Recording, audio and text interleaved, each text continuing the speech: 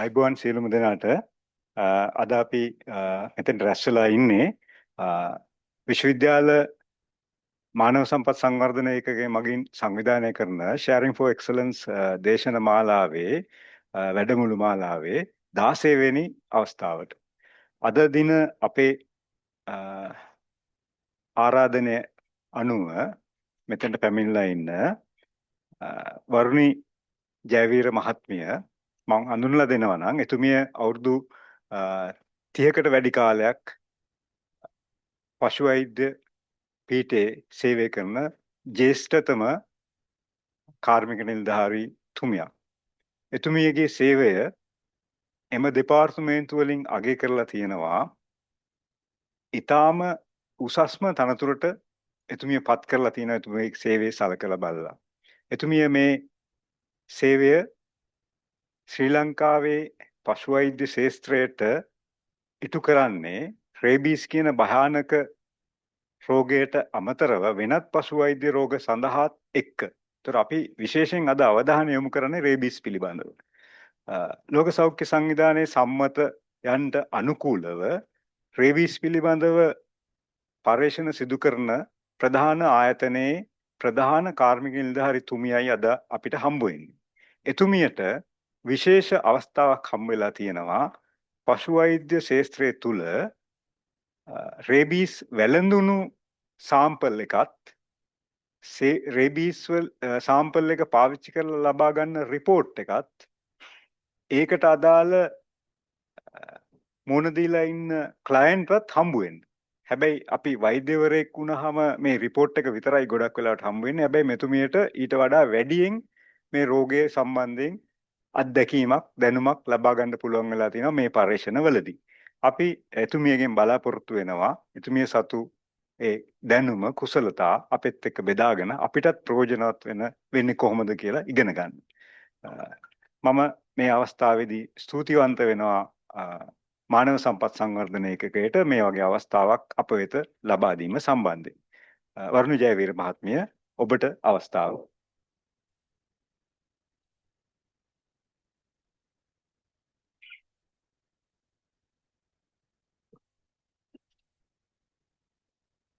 Thank you, Ashoka. Good afternoon, all of you. So I am Waruni Jayaweera from Department of Veterinary Pathobiology, Faculty of Veterinary Medicine and Animal Science. So first of all, I would like to express my sincere gratitude for the Vice Chancellor, Sir, and the Director, Human Resource Management Division, and the Coordination Committee of this event. So I would like to share my knowledge with all of you within these few minutes. Right? So the rabies, you know that the rabies is the disease. So it is a fatal disease once the symptoms appears. So it's 100% fatal, right? It is therefore it can be preventable by the vaccination program, but the main concern is it is a still major concern in the Asian countries and like Africa and all. But it's a preventable, but it's a major concern, right? In my presentation, I would like to have a general idea of what is rabies, right? It's a vaccine preventable disease. Zoonotic means, so it can spread from animal to the human. So that is zoonotic and the viral disease. And that the rabies is infected in most of the animals, including mammals. So it's like dogs, cats, bats, and livestock animals and all. And I said earlier, it is almost fatal after symptoms appear. So that's why, so we have to focus main concern about it to prevent the rabies, and we have to intervention is very important of that. Right. So the rabies, it is caused by the rabies virus that is called the family Lissa virus, and is a neurotropic rabies virus that attached to the nervous system. Mainly the virus, the morphological features that enhance the attached to the nervous system, right, is transmitted through the saliva of the infected animal. in the Sri Lanka and the other Asian countries, the main reservoir for the transmission of the rabies virus is the dog. Right. So other than there are some other species also, but the main source is the dog saliva. Right. The interesting fact of that is this virus travel along the nervous system, right? Not through the blood or feces or urine. That is the main interest factor of the rabies virus. And incubation can change from weeks to the years, right? We'll discuss it later, right? This is the structure of the rabies virus. It is a bullet-shaped virus, right? There is a membrane lipid attached to the surrounding, and to that there are spikes attached. The protein spikes are attached. It contains the genome is single-stranded RNA virus. Right? These are the animals susceptible to the rabies. So most of the animals, actually the 100% is the mammals. So it's globally the dogs, bats, fox, raccoons and all.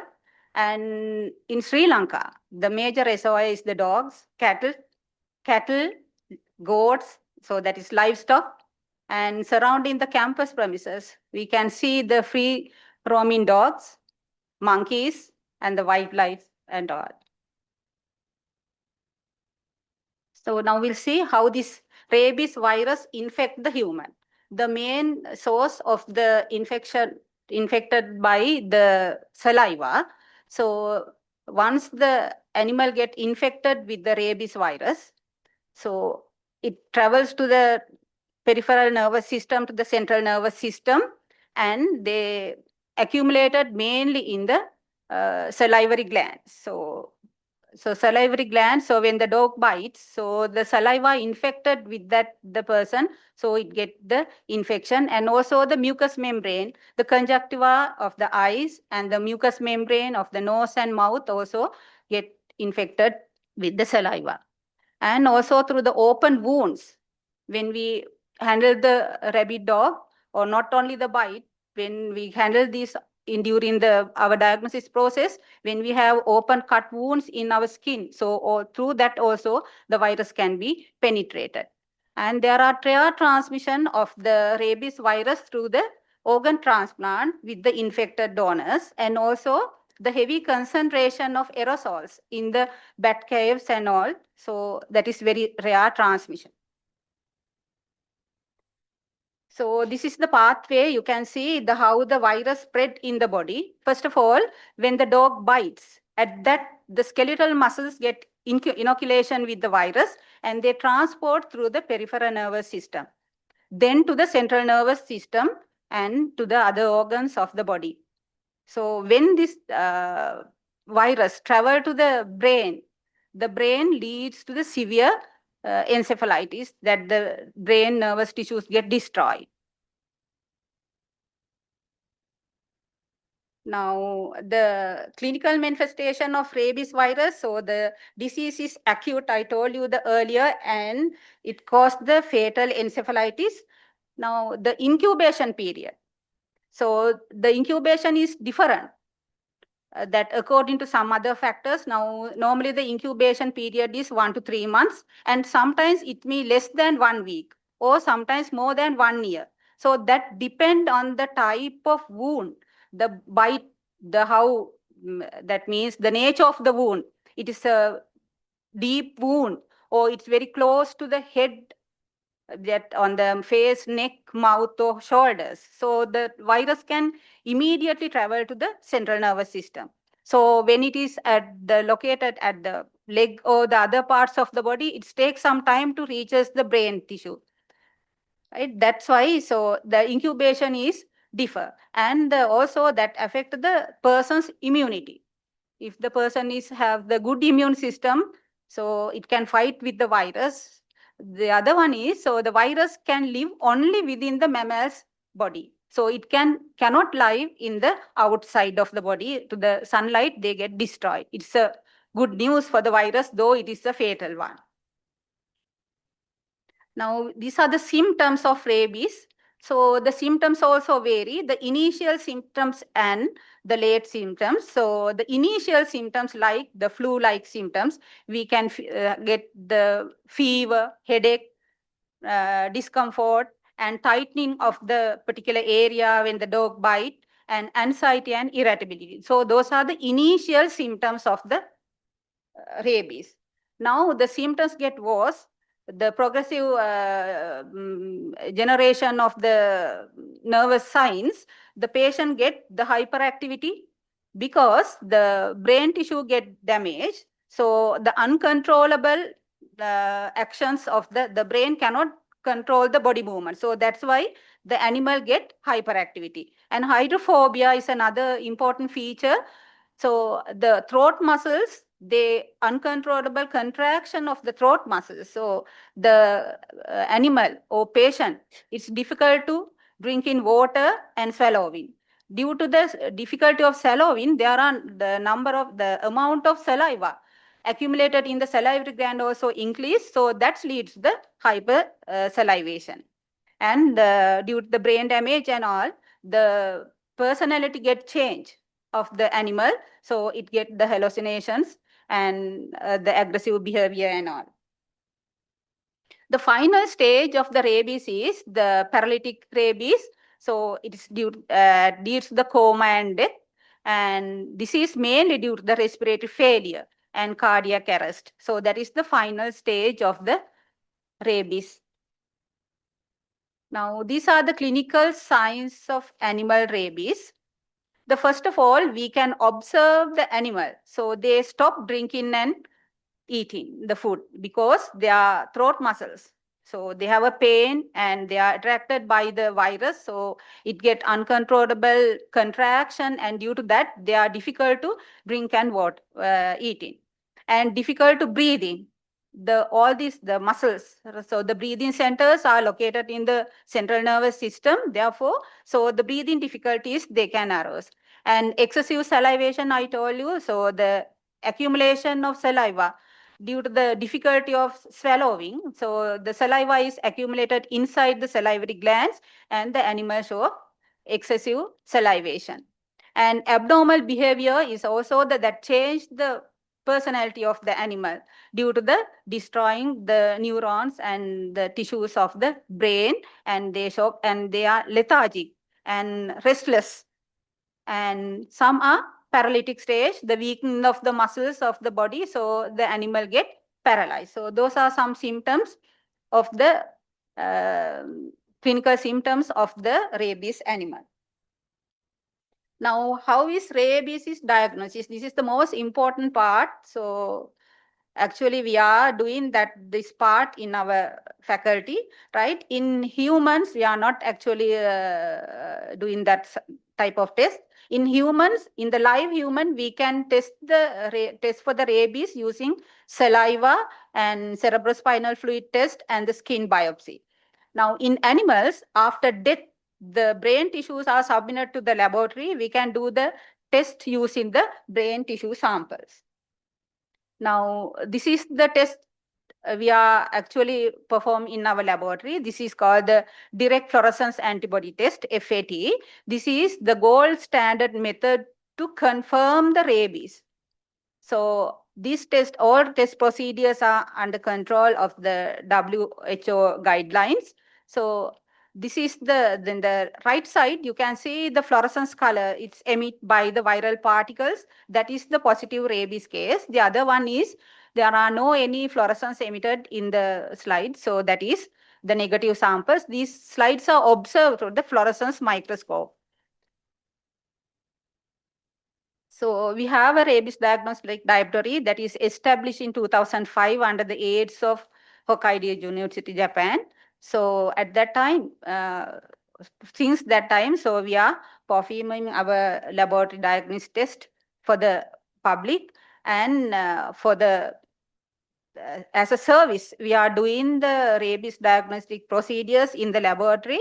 For a month, we received around 30 to 35 samples for a month. Right? This is the brain structure.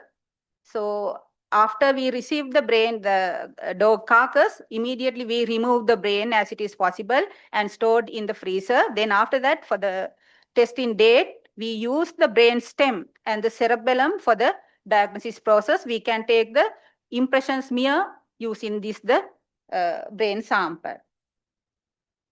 So that is for the FAT test. For the other test, we can perform in the laboratory, that's the cellular stain. We can identify the negri bodies and the lateral flow assays. So we can perform in the field, and direct rapid immunohistochemistry and the PCR also we can perform. Now, this is the current situation in Sri Lanka.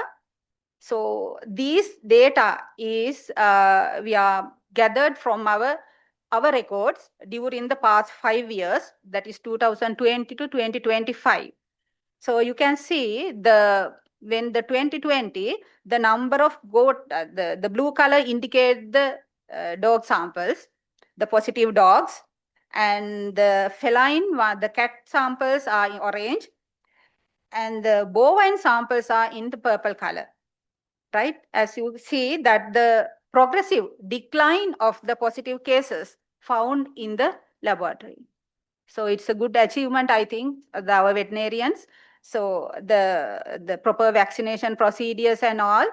So the positive cases are becoming decline. And we are always talking about the rabies, considering the dogs and cats.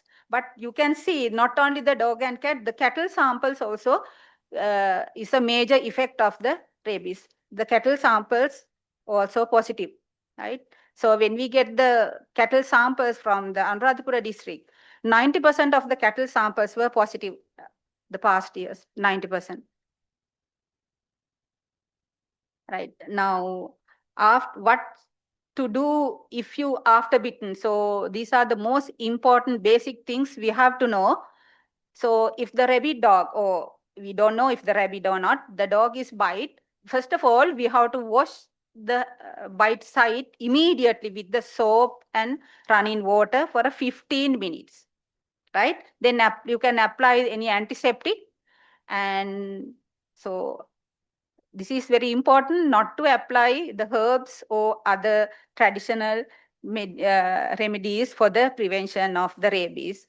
So after that, you have to seek immediate medical attention from your doctor, and you have to get the complete or full vaccination schedule, right? And there's another important point. So you don't have to wait until the symptoms appear. So at that time, so you may not get cure after symptoms appear. Therefore, as soon as you get the animal bite, first you have to follow the previous steps. And the urgent medical care, so there are two types of rabies vaccines given to the after exposure to the animal bites. The first is rabies vaccine, so ARV. That is a series of shots. Usually start from on 0, 3, 7, and 14th day. So actually the ARV virus is an inactive virus, the rabies virus. When it gets into the person infected with the rabies, so inside our body, our own antibodies are developed. It takes some time. But depend on the deep bites or the nature of the wound and the location of the wound. So the doctors are prescribed immediate directly to the antibodies to the person. So that is RIG, the rabies immunoglobulins are prescribed. So there's no time to get we have to wait for the production of antibodies inside our body, because the nerve transmissions are very fast. Therefore, you can immediately get the rabies. That's why the RIG is recommended. And the tetanus and antibiotics are given for the prevention from bacterial infection.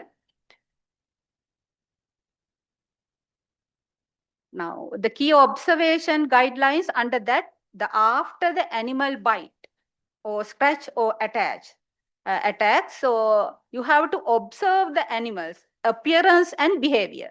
When you observe in that, if you can observe any behavioral pattern or change of their appearance, so you have to be very concerned about that, and you have to inform the veterinary surgeon, right?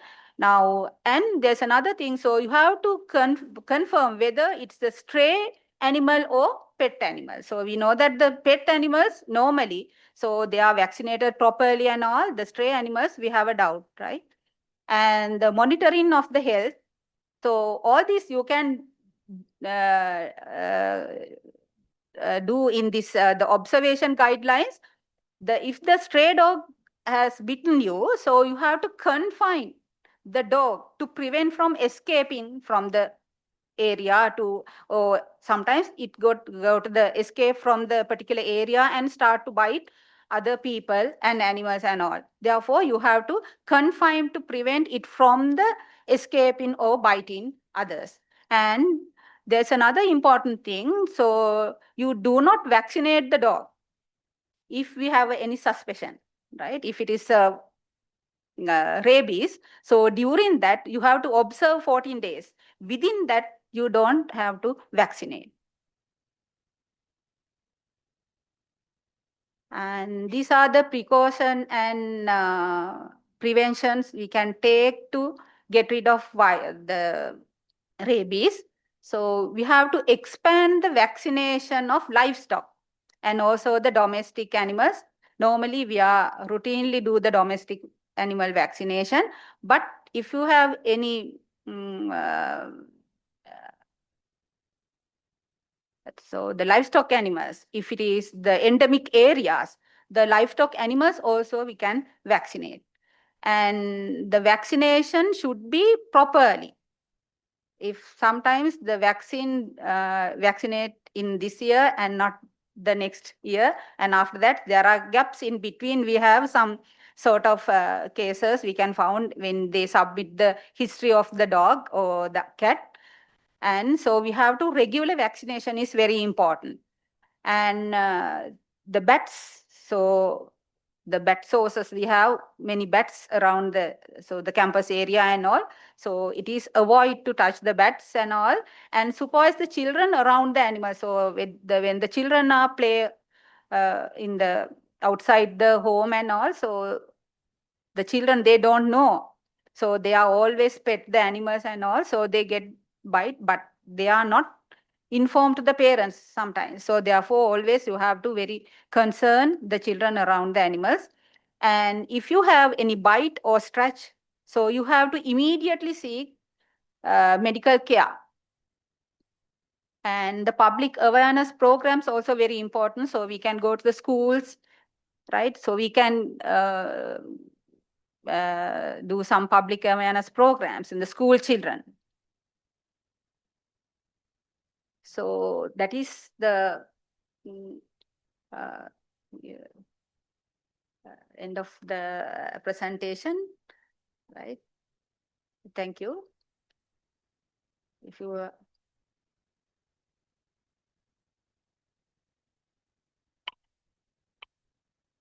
Okay, thank you. I think we can have some questions. yes, sir.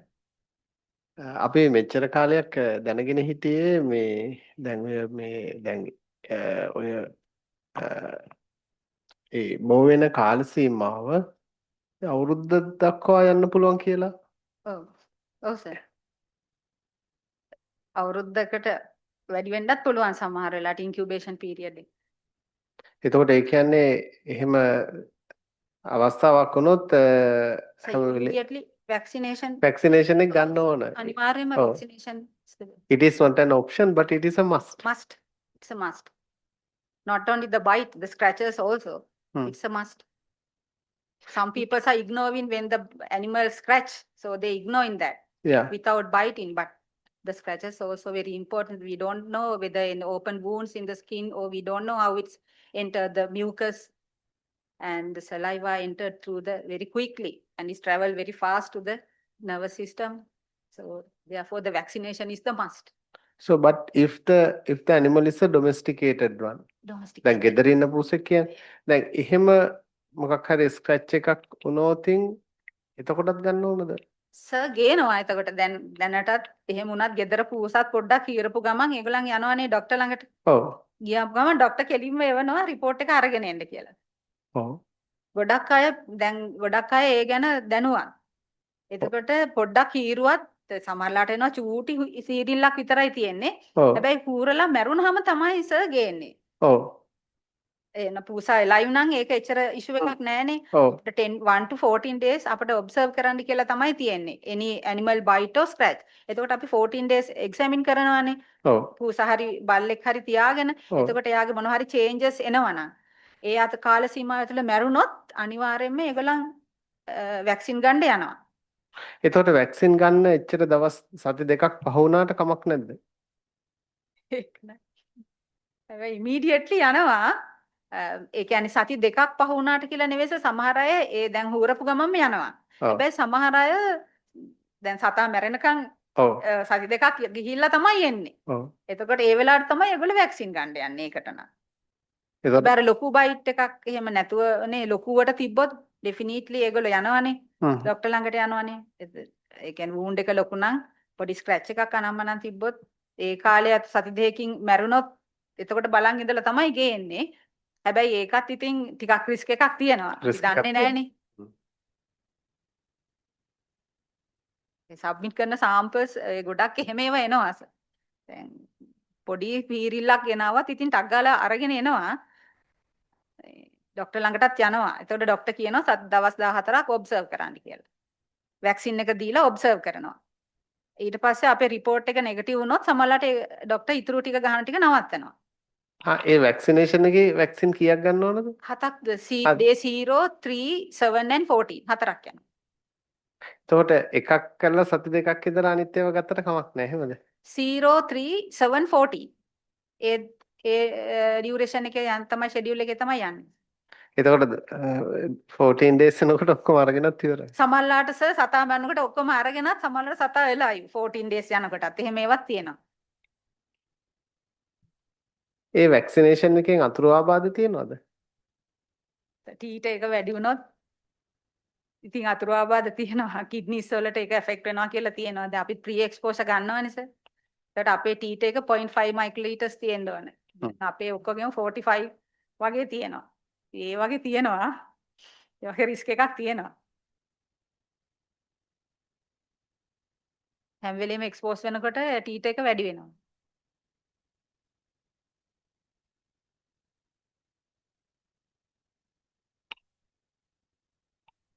අනිත් අය ප්‍රශ්න අහන්න.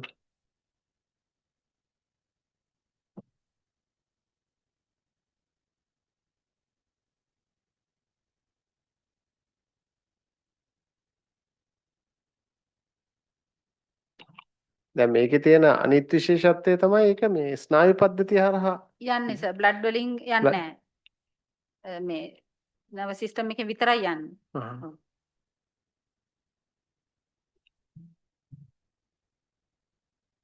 දැන් අර වෙච්ච හැටියෙම අර රනින් water වලට expose කරලා 15 minutes කරන්න කියන්නේ එතකොට ඒකෙන් එතකොට වෛරස් එකේ ඒ කියන්නේ එතන කොලොනයිස් වෙන එක නැවතෙනවනේ සර් ෆ්ලෂ් වෙලා යනවනේ වෛරස් එක. හැබැයි උනාට යම් amount එකක රිස්ක් එකක් තියෙනවා. රිස්ක් එකක් තියෙනවා සර්.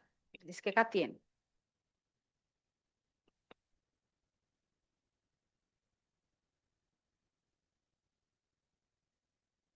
දැන් ඒ වගේම දැන් ලේනත් ගුහාශ්‍රිත සතෙක් වෙලා තියෙන දැන්. ගේනවා සර්. ලේනුත් ගේනවා. ලේනු හපලා කියලාත් අරගෙන එනවා. හැබැයි තාම අපිට පොසිටිව්ස් එකක්වත් හම්බුන්නේ නැහැ. බැට්ස් තියෙනවා, කැටල්, කැට්, ඩොග්ස්, ගෝට්ස් පොසිටිව් වෙනවා. තාම ලේනු නම් පොසිටිව් නෑ. කැටල් පුළුවන්. කැටල් වෙනවා සර්. ගොඩක් කැටල් අනුරාධපුර VIC එකෙන් එවන කැටල් සැම්පල්ස් 95% අපිට කැටල් පොසිටිව්. එවන ඒ වගේ. රැට්ස්ලා නැද්ද? තාම නෑ සර්. අපි එහෙම චෙක් කරලා නෑ තාම. අපිට ඇවිල්ලා නෑ. මේ තාම නෑ.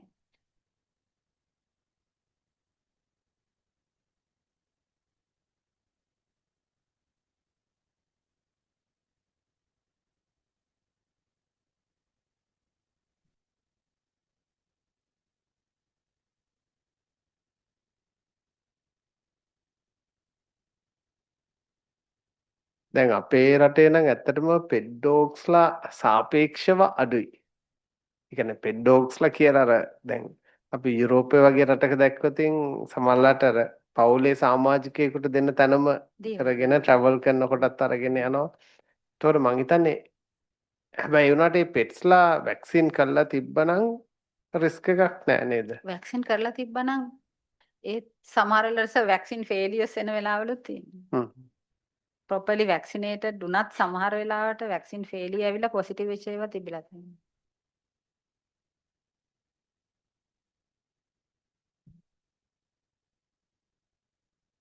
දැන් රේබීස් හැදුනට පස්සේ ඒක කියෝ එකක් නැද්ද? නෑ sir 100% fatal. It's only a matter of time.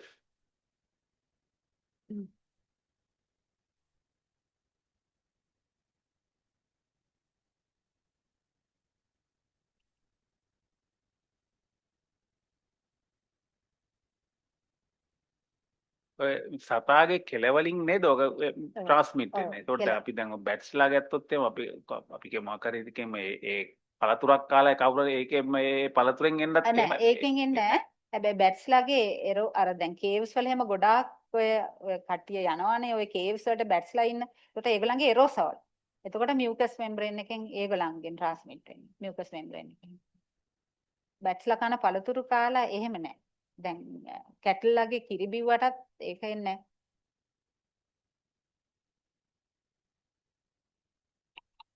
ආ එහෙම මේ ඒ විදිහට බෝ වෙන්නේ නැහැ නේද? සර් එහෙම නෑ. එහෙම නෑ. දැන් ඔය සතෙක් කාලා තියෙන එකක් කෑව කියලා නෑ සර්. ඒත් නෑනේ. නෑ.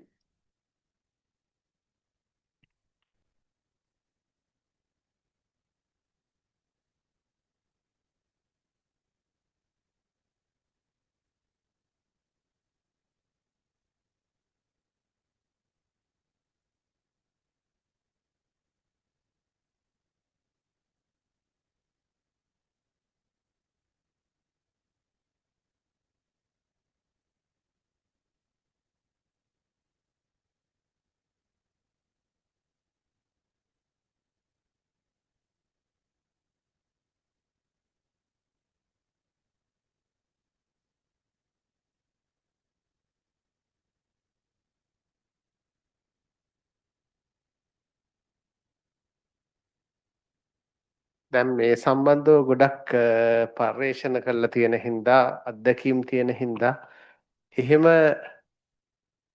දැකලා තියෙන අපිත් බෙදා ගන්න පුළුවන් දෙයක් එහෙම තියනවද? මේ වගේ තත්ත්වයටපත් වුණාම. කියන්නේ සර් ඒ කියන්නේ දැන් අර ගොඩක් කියනවා අර මේ හැසිරීම වෙනස් වෙනවා වෙනස් කියලා. වෙනවා. ඔව්.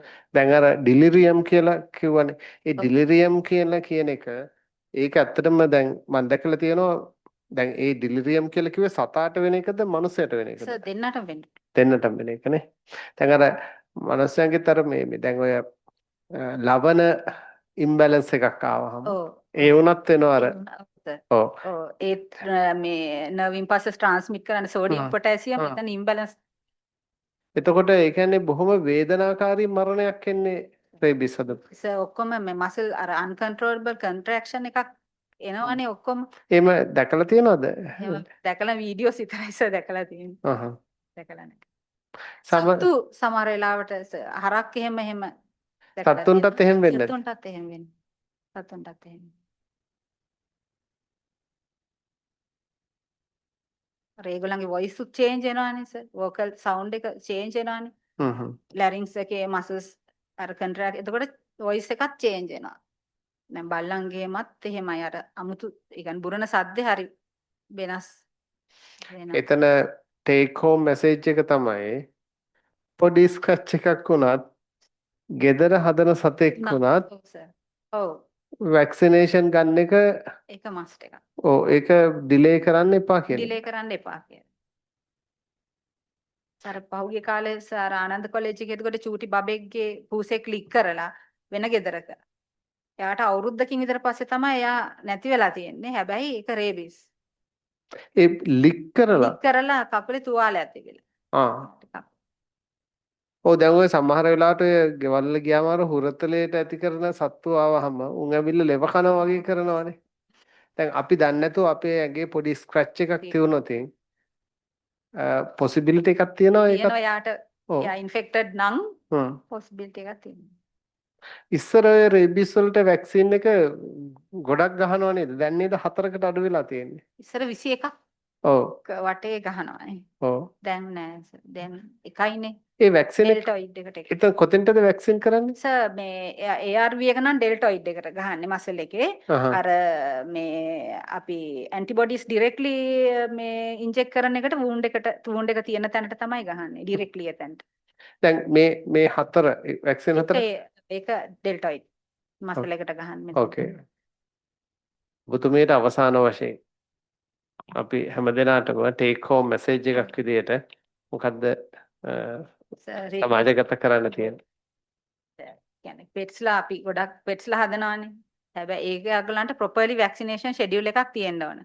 එක අවුරුද්දක් ගහලා ඊළඟට අමතක කළා ඊළඟට ඒක ගිහිල්ලා එහෙම බෑ සර්. හරි ප්‍රොපර් වැක්සිනේෂන් ෂෙඩියුල් එකක් තියෙන්න ඕන. මේ රේබිස් ගැන අපි කොහොම හරි ඒක දැනුවත් වෙන්න ඕන. පොඩි ස්ක්‍රැච් එකක් ආවත් හරි අපි ඒක ගිහිල්ලා ડોක්ටර් කෙනෙකුට කියලා අපි වැක්සින් ගන්න. හරි අර රේබිස් සයින්ස් සත්තුන්ගේ ඒ ගැන ටිකක් අවයනස් වෙන්න ඕන. මොකද අපි සතෙක් හැපුවාම අපි කොහොමද ඒකේ ගයිඩ්ලයින්ස් ෆලෝ කරන්න කියන එක. ඒ ටික දැනුවත් වුණොත් ගොඩක් වෙලාවට අපිට මේ අර ගොඩක් වෙලාවට ප්‍රොපර් වැක්සිනේෂන් ෂෙඩියුල් එකෙන් තමයි මේක මේ අපිට කන්ට්‍රෝල් කරගන්නම පුළුවන් වෙන්නේ. අන්නේ කියපු ප්‍රොපර් වැක්සිනේෂන් ෂෙඩියුල් එක කොහොමද මතක කරන්න පුළුවන්ද? ප්‍රොපර් වැක්සිනේෂන් ෂෙඩියුල් එක දැන් ඉස්සෙල්ලම මම හිතන්නේ 3 weeks වලින් පටන් ගන්නවා. පොඩි පැටියෙකුට නම් ඊට පස්සේ ඒක බූස් කරලා හැම ඉයර්ලිම එයාව වැක්සින් කරන්න ඕන. දැන් අපි සමහරලාට මාස 3ක් යනකම් කියලා මං හිතන්නේ තියන් ඉන්නවා ෂෙඩියුල් එක එහෙම බෑ. එතකොට දැන් අපි වෙන දන්නේ නැති තැනකින් මද වැක්සිනේටඩ් නැත්තම් අපි වෙනින් අරන් තියාගෙන ඉන්නවනම් අපි එතකොට දන්නේ නැහනේ අම්මා වැක්සිනේටඩ්ද කියලා. එතකොට එතනින් ඇන්ටිබොඩිස් ඇවිල්ලත් නැහැ පොඩි පැටවුන්ගේ. එතකොට ගත්ත ගම කියන්නේ 3 weeks වලින් පස්සේ අපිට වැක්සිනේෂන් ෂෙඩියුල් එකට යන්න පුළුවන්. ෂෙඩියුල් එකක් තියෙනවා අපේ මේ ක්ලිනිකල් ඩිපාර්ට්මන්ට් එකේ. ඒක ටයිම් ටු ටයිම් මේක මේ අපි ඒක අප්ඩේට් වෙනවා. ඒකට එක යන්න ඕන. අර ගොඩක් අය සමහරලාට පොඩි පැටව පොසිටිව් වුණාම රේබිස් වැක්සින් ගහලා නැද්ද කියලා අහුවාම කියන්නේ නෑ තව කල් තියෙනවා මාස 3 පහු වෙලා නෑ කියලා. එතකොට ඒ චූටි පැටවුන්ට හැදෙලා තියෙනවා.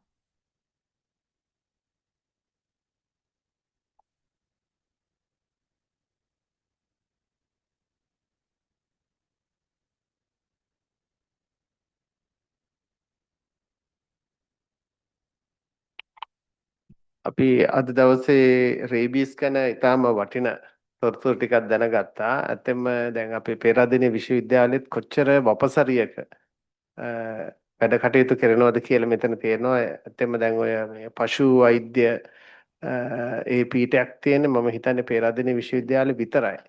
එතකොට ඒ වගේම මේක සත්තුන්ට විතරක් නෙවෙයි මනුෂ්‍ය ජීවිතයටත් කොච්චර සම්බන්ධකමක් තියෙන දෙයක්ද කියලා අපි තේරුම් ගත්තා.